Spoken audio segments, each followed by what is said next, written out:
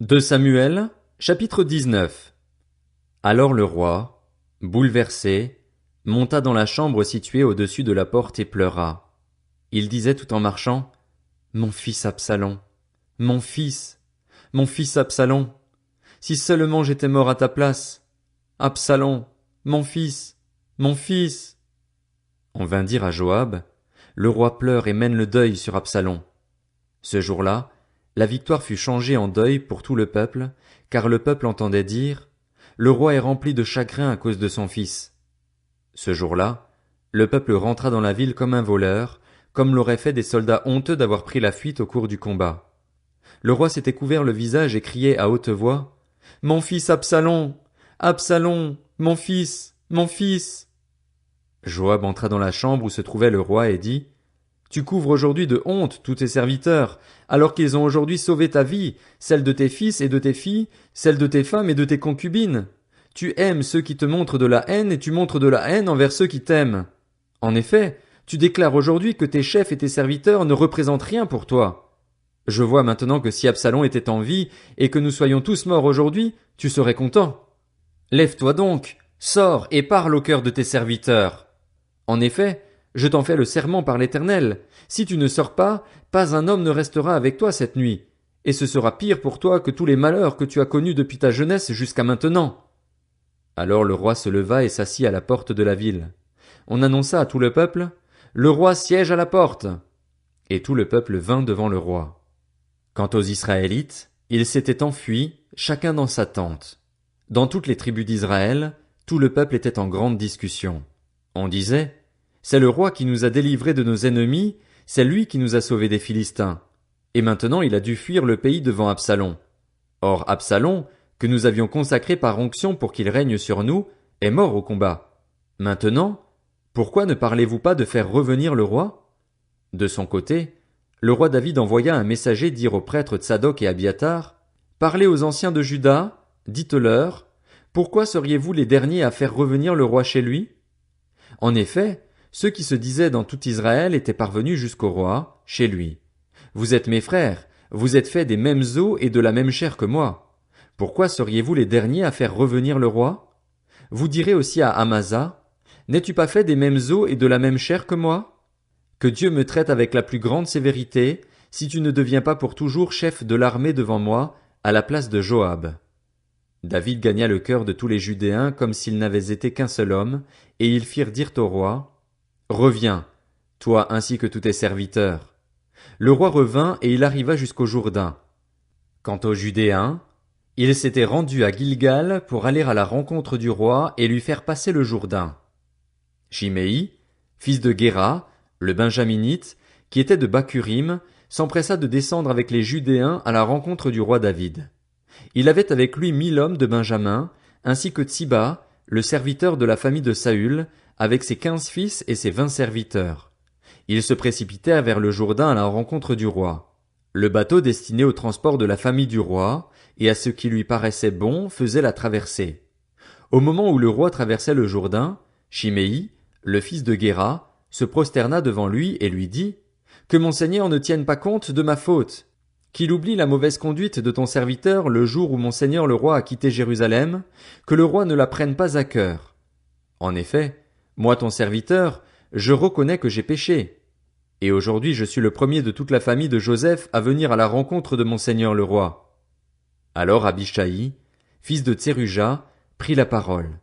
Il dit, Shimei ne doit-il pas mourir pour avoir maudit celui que l'Éternel a désigné par onction? Mais David dit, Qu'ai-je à faire avec vous, fils de Tseruja, et pourquoi êtes-vous aujourd'hui mes adversaires? Devrait-on faire mourir un homme en Israël aujourd'hui? N'ai-je donc pas la certitude que je règne aujourd'hui sur Israël? Puis le roi dit à Shimei, Tu ne mourras pas, et il lui en fit le serment.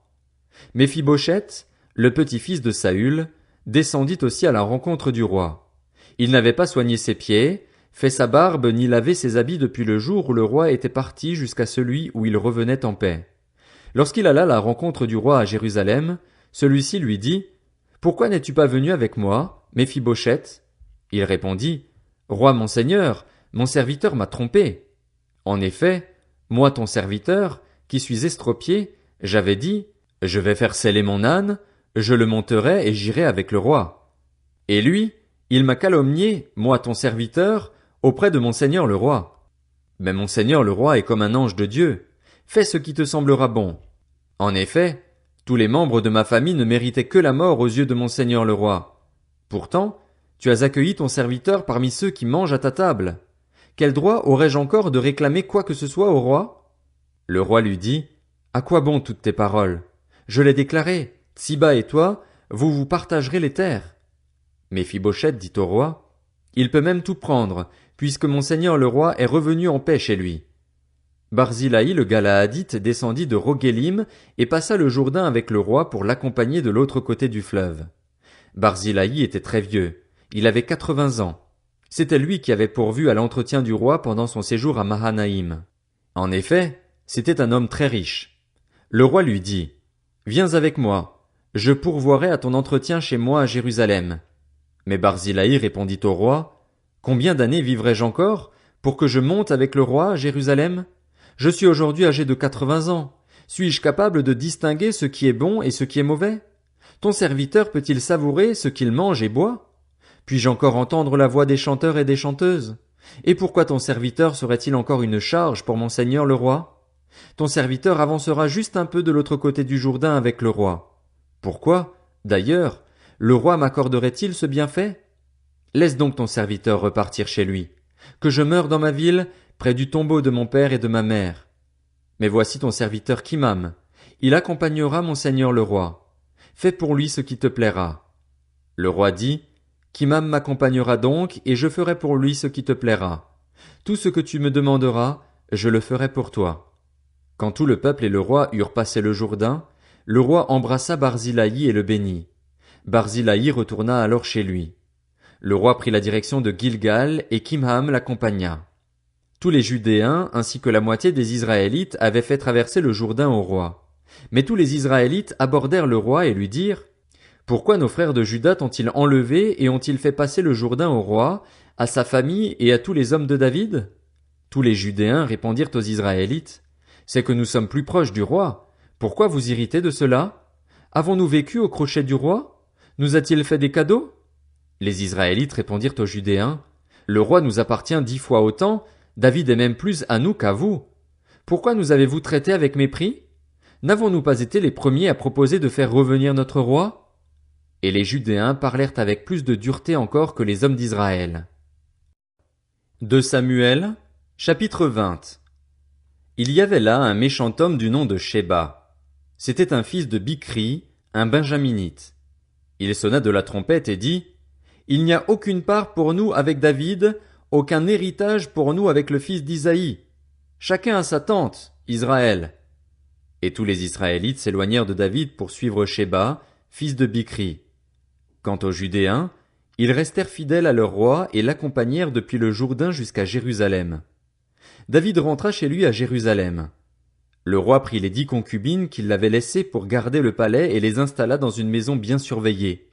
Il pourvut à leur entretien, mais il n'eut plus de relation avec elles. Elles restèrent enfermées jusqu'au jour de leur mort, vivant dans un état de veuvage. Le roi dit à Amasa, « Convoque-moi les hommes de Juda pour dans 3 jours, et toi, présente-toi aussi ici. » Amasa partit pour convoquer Juda, mais il eut du retard par rapport au délai que le roi avait fixé. David dit alors à Abishai, « Sheba, le fils de Bichri, va maintenant nous faire plus de mal qu'Absalom. Prends toi-même les serviteurs de ton maître et va à sa poursuite. Sinon, il risque de trouver des villes fortifiées et d'échapper à nos regards. » Abishai partit en campagne, suivi des hommes de Joab, des Kérétiens et des Pélétiens ainsi que de tous les vaillants hommes. Ils sortirent de Jérusalem afin d'aller à la poursuite de Sheba, fils de Bichri. Ils étaient près de la grande pierre qui se trouve à Gabaon lorsqu'Amasa arriva devant eux. Joab avait une épée à la ceinture, par-dessus les habits qu'il avait mis. Elle était attachée à sa taille, dans son fourreau, et elle en glissa tandis que Joab s'avançait. Joab dit à Amasa, « Te portes-tu bien, mon frère ?» Et de la main droite il attrapa la barbe d'Amasa pour l'embrasser. Amasa ne fit pas attention à l'épée qui était dans la main de Joab, et Joab l'en frappa au ventre. Il déversa ses entrailles par terre sans avoir à lui porter un 2e coup. C'est ainsi qu'Amasa mourut. Joab et son frère Abishai marchèrent à la poursuite de Sheba, fils de Bichri. Un des hommes de Joab resta près d'Amasa et il disait, Qui aime Joab et qui est pour David? Qu'il suive Joab. Amasa se roulait dans le sang au milieu de la route. Voyant que tout le peuple s'arrêtait, cet homme le poussa hors de la route dans un champ et jeta un vêtement sur lui. C'est ce qu'il fit lorsqu'il vit que tous ceux qui arrivaient près de lui s'arrêtaient. Quand il fut enlevé de la route, chacun suivit Joab afin de poursuivre Sheba, fils de Bichri. Joab traversa toutes les tribus d'Israël dans la direction d'Abel-Beth-Maaka, et tous les hommes d'élite se rassemblèrent et le suivirent. Ils vinrent assiéger Sheba dans Abel-Beth-Maaka, et ils érigèrent un remblai qui allait jusqu'au rempart de la ville. Tout le peuple qui était avec Joab sapait la muraille pour la faire tomber. Alors une femme pleine de sagesse se mit à crier depuis la ville, « Écoutez! Écoutez!